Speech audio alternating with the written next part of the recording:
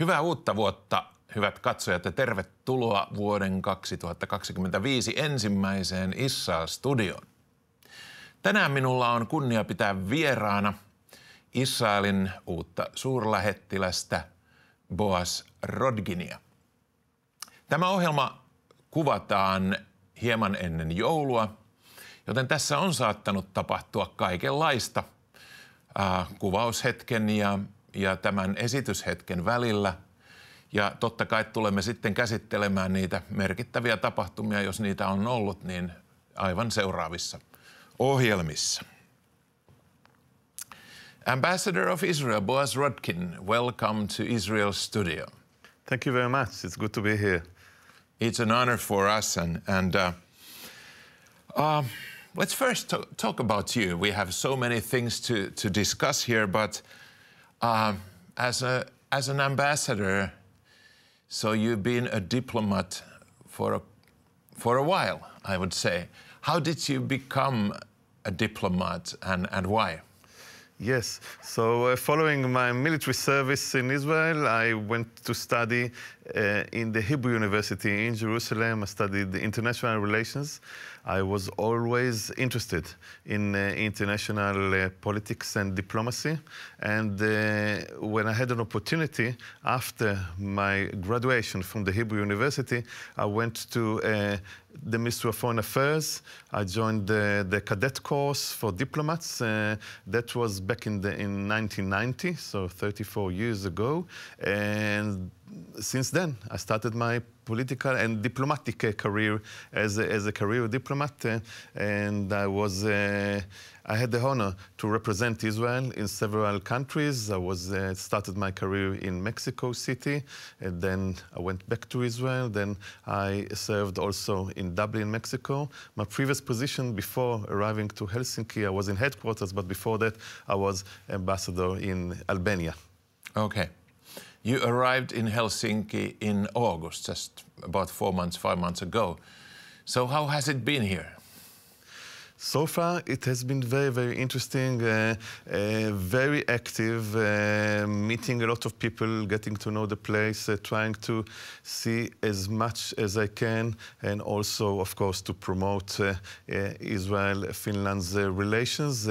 And so far, it's been going very well. I think many meetings, getting to know as many people as I can, and I think that we are on a good track.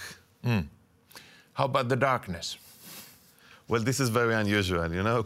Coming to this studio this morning, I thought to myself that I've never seen so much snow around in my entire life. Of course, and that's not counting, I don't know, ski holidays somewhere on the mountains. But then this is very different from us coming from the Middle East, for sure. And the snow is not that high as we've used to in recent years, so you can expect something more coming. Yeah, so understand. Okay. Looking back, 2024, how do you see it? What kind of a year was that for you and for Israel? Yes, so 2024 was very much a continuation of October 2023. Since this brutal terrorist attack on Israel on the 7th of October, and then from the Gaza Strip by terrorist organizations, and then one day later, on the 8th of October, started another attack on Israel from Lebanon, from Hezbollah. So October 23 was a turning point, I think, and then the entire year of 2024, we were very much busy with that, of course, bearing in mind that we have hostages in Gaza, our brothers and sisters still being kept there, and we have to do whatever we can in order to ensure the return to Israel. And meanwhile, also combating and defending our country against those people, those organizations and countries that want to strike against us and want to engage in a war between us. So very much so, 2024 was a continuation of October 23. Right. So there are still about 100 hostages in Gaza, and as we now record this, just a few days before Christmas, so there are some positive news, expecting that there would be a hostage deal. What we know about that? Exactly. So on October 23, 251 people were captured and taken as hostages to Gaza. Since then, there was last November, so November 23, some exchange and some hostages were released. Our military also was successful in some operations releasing them, but true, nowadays there are still 100 people being kept there. Some of them sadly are not alive anymore, but we know for sure that many of them, dozens of them, are still alive. And there were several rounds of negotiations of trying to reach a deal in order to release the remaining hostages from the Gaza Strip. I think the recent elections in the US gave a new impetus to the process. And currently, as we speak, there are negotiations, Israeli delegations, and then interlocutors from the US and from Egypt, from Qatar, trying to reach a deal in order to release the hostages. Right. This is the main goal of the war. To release hostages and bring them all back home. Right. So, as you mentioned, Egypt and Qatar have been involved, and many people are asking, especially about Qatar, is it part of the problem or part of the solution? Yeah, so Hamas is a terrorist organization. Negotiating with terrorists is always very difficult. Even impossible. So you need interlocutors. Qatar is hosting, or was hosting for a long time, the leadership of Hamas, and you have to go through them in order to negotiate the release of the hostages. It's true that Qatar is also hosting not only the Hamas leadership, but also Al Jazeera network, a television network who provides lots of news which are not very accurate, to say the least, about the developments. But then again, we need whatever locutors that we may have in order to release our hostages. Right, right. So there also with Egypt, you have a peace deal. You don't have diplomatic relations with Qatar, but with Egypt you have. And Egypt has kept their borders closed, but your defense forces, IDF, have found a lot of tunnels to Egypt. So what's the role of Egypt in this Gaza case in general? Right, so it's true that we have a peace deal peace agreement with Egypt since 1979, so more than 40 years now.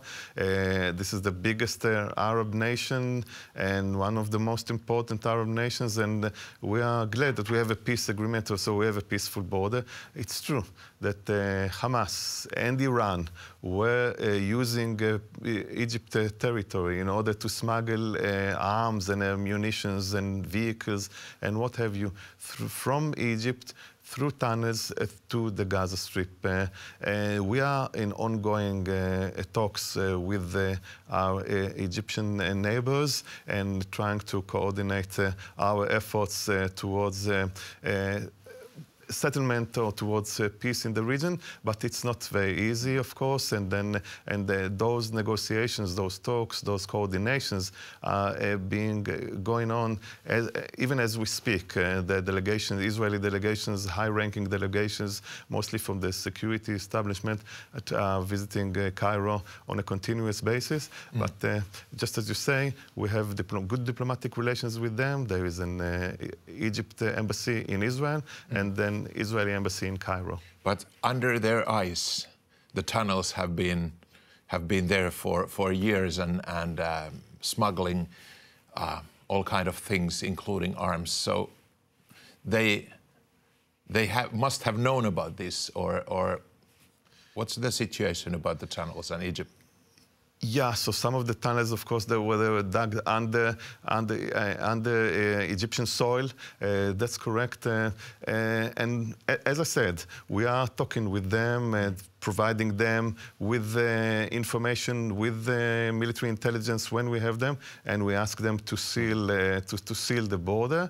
This is why we are operating. The Israeli Defense Forces are operating also on the corridor, on the precise line between Egypt and the Gaza Strip nowadays, in order to prevent something like that happening in the future. Right. I visited Israel less than 2 months ago, in mid-November, with a delegation of Finnish and Estonian parliament members, and we went up to the north, close to the Lebanese border, as well as to the Golan Heights. And just few days prior to the ceasefire deal, you were able to make with Hezbollah and Lebanon. So how calm is the border with Lebanon now? So as we speak, the ceasefire is holding. Of course, after the attack of Hezbollah promoted by Iran as part of Iran's trying to encircle Israel by what they call the Ring of Fire and attack Israel from several fronts, from Lebanon, from Yemen, through the Houthis, from the Gaza Strip, from Judea and Samaria, or the West Bank also. But then, of course, we had to respond. Israel responded very heavily towards Hamas.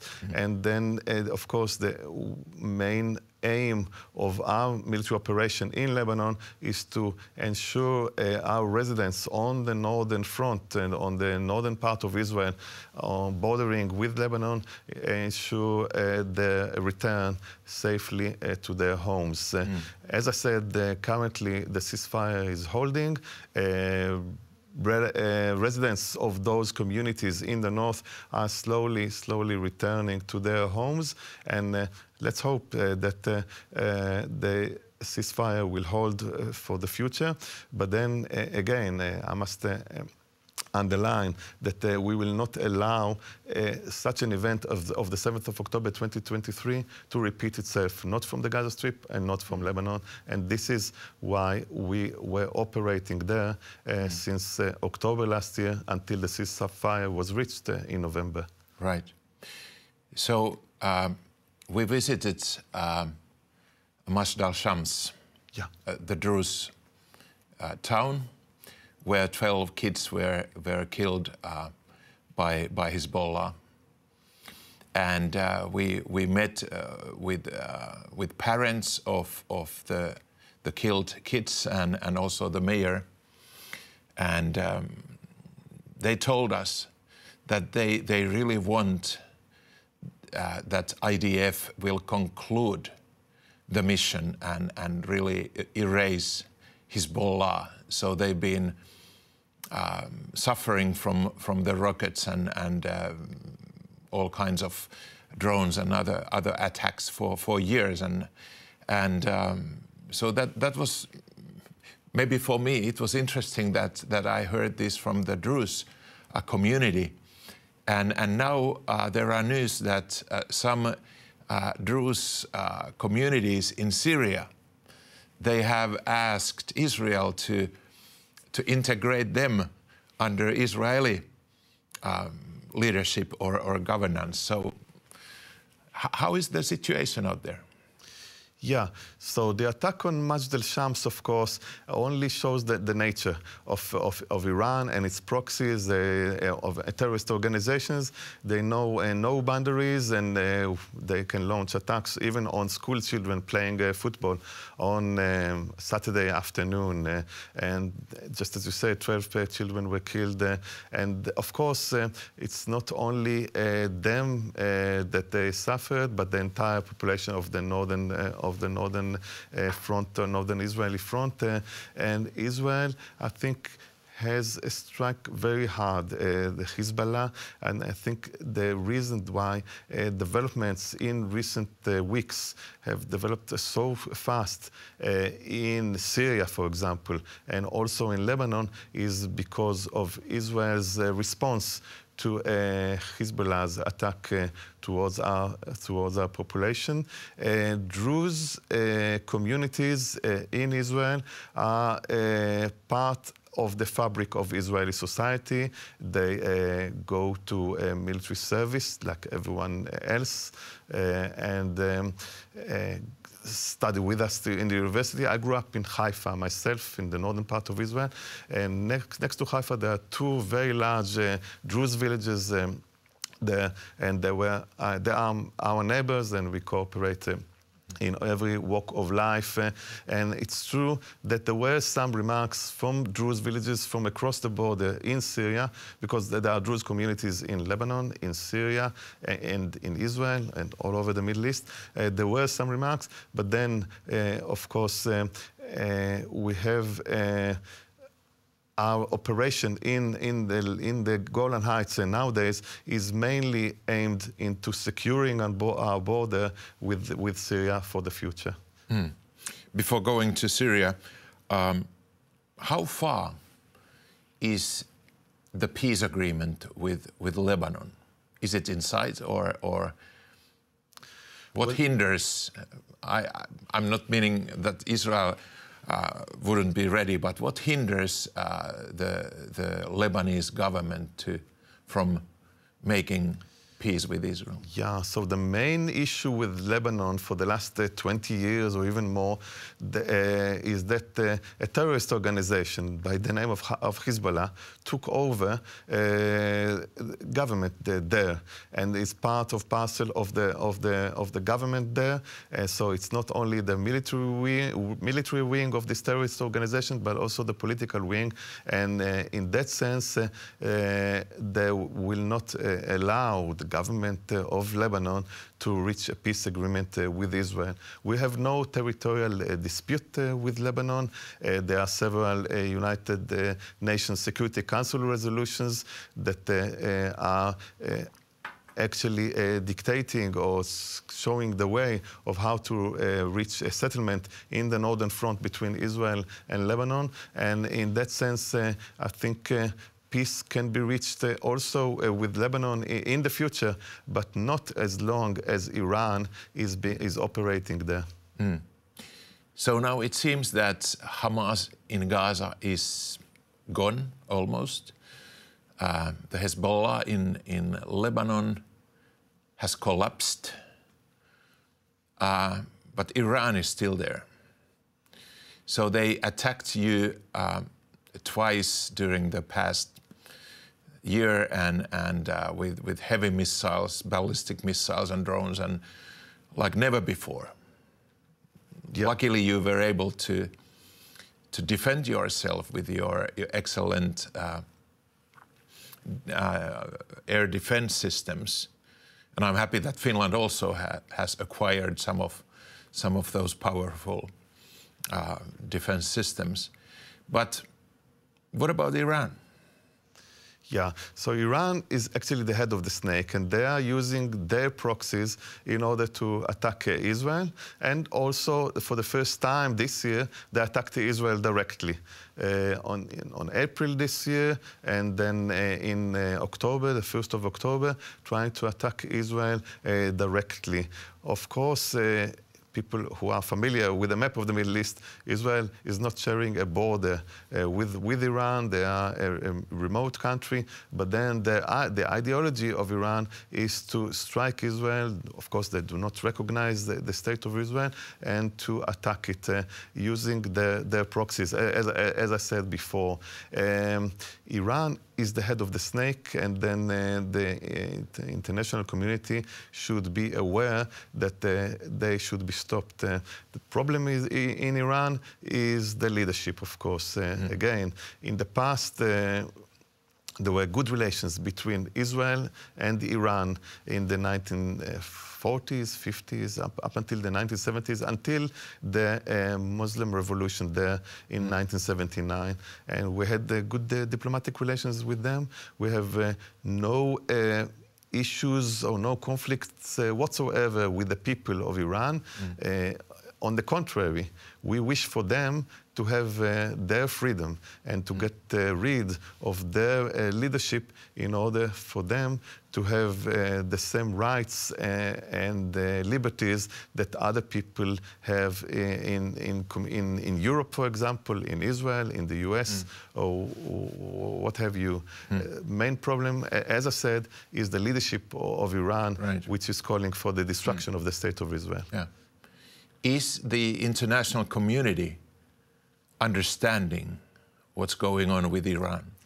I think slowly, the international community is beginning to understand that the issue and the main problem or the core issues of the Middle East is Iran and its attitude towards the Middle East.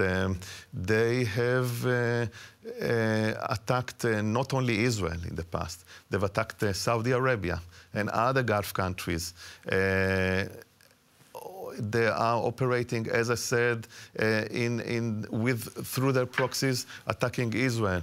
They are supporting Russia in its war against Ukraine since the last 2 or 3 years. So in that sense, the international community understands there. There are some sanctions imposed on the Iranian leadership recently by the US, by the EU, but of course there's more that could be done, and we are proving with documents and with military intelligence that Iran is the core of the problem of the Middle East, and then trying to stop any initiatives for peace in the Middle East. Right. So Iran also has recently lost its grip to Syria. What's going on in Syria from the Israeli point of view? That's correct. So again, coming back to the 7th of October, the idea of Iran and its proxies was to attack Israel and to encircle it with a ring of fire. But then again, 1 year later, or maybe 14 months later, we see that those who try to mess with Israel and to attack it are doomed to collapse. And then after the collapse and of Hezbollah in Lebanon, Hezbollah was very much helping the brutal dictatorship of Syria of maintaining in power. And since they were hit very hard in Lebanon, they could not support the Assad regime in Syria, and this is when rebels in Syria started to move and then head towards Damascus and to remove the dictatorship there. But one should bear in mind that some of these organizations used to belong to Al-Qaeda. Even the leader, Jawlani, was a member of Al-Qaeda. In the past, again, Islamic movement that is trying to take control of the Middle East, does not recognize Israel, and calling for the entire Middle East or the entire region to be Muslim. And they according to their beliefs, there should be no rooms for the so-called infidels, so that's Christians and Jews in the region. So Right. Syria is changing at the moment. The brutal dictatorship of the Assad, the family, has gone, but we have to be very cautious in dealing with them. And there are other issues there. Some minorities, like Druze and also the Kurdish minority, are suffering at the moment from attacks from different angles. Right. So one should be very careful when watching developments over there in Syria. Okay, we have 2 minutes left. And my last topic relates to the United States. And just in a few weeks from now, there will be a new boss in the White House. What are you expecting from Donald Trump related to relations between Israel and the United States? So Israel always had good relations with the United States, no matter who was in the White House, whether a Democrat president or a Republican president. But having said that, under the previous Trump administration, we were very lucky to move forward with peace in the Middle East, the famous Abraham Accords, and we reached peace agreements with some of the Arab nations, like from Morocco, like the United Arab Emirates and Bahrain, and others. And we certainly hope that this initiative will continue under the future Trump administration. And of course, main goal would be also to reach an agreement with Saudi Arabia in that sense. Right. And I have actually one more question. Also, the European Union has a new commission, and there is a new High Representative for Foreign Affairs, Estonian Kaja Kallas. And as you also cover as an ambassador Estonia, how do you see the change from Mr. Borrell to Ms. Kallas? So we see the change very favorably. My minister, the Minister of Foreign Affairs, Gideon Saar, has already met with Mrs. Kallas, and they had a very good discussion. And we see her taking the position as an opportunity for a new chapter in relations between the EU and Israel. Right. And I have one more very final question about the relations between Finland and Israel. So Israel and Finland are similar nations in many ways, small countries facing challenges across the border, but very advanced population. And then, and based on these similarities, we're trying to promote relations, economic relations, on education field. One of our goals of the embassy is to renew direct flights between Israel and Finland, between Helsinki and Tel Aviv, so it would be easier for Israelis to travel to Finland and easier for Finns, for our spectators, to travel to Israel and to visit the country. There's lots to be done. We are in good contacts with the authorities here, and we're looking forward for 2025 for some more developments on our bilateral relations. So how about the UN and Finnish voting about Israel? Are you happy with that?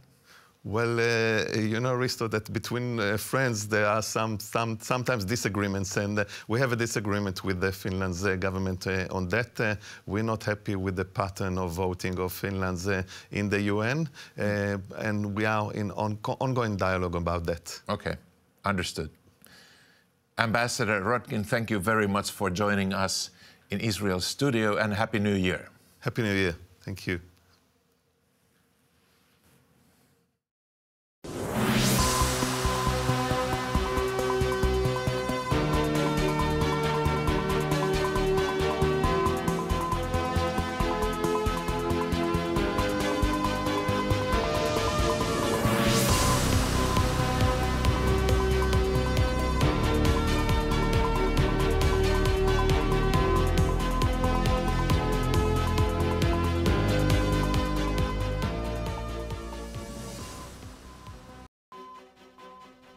Mitä Israelissa ja Lähi-idässä todella tapahtuu? Kaipaisitko laajempaa näkökulmaa ja ymmärrystä Israelin sekä Lähi-idän tilanteen syistä ja seurauksista? IRR-TVn viikoittain tuottama Risto Huvilan isännöimä Israel-studio vastaa näihin kysymyksiin laaja-alaisten ja monipuolisten asiantuntijoiden avulla, josta olemme saaneet paljon hyvää palautetta. Haluathan, että voimme jatkossakin tuottaa tätä ohjelmaa ja kehittää Israel-studiota entistäkin paremmaksi. Tule mukaan ja anna tärkeä tukesi luotettavan Israel-uutisoinnin puolesta. Lämmin kiitos lahjastasi.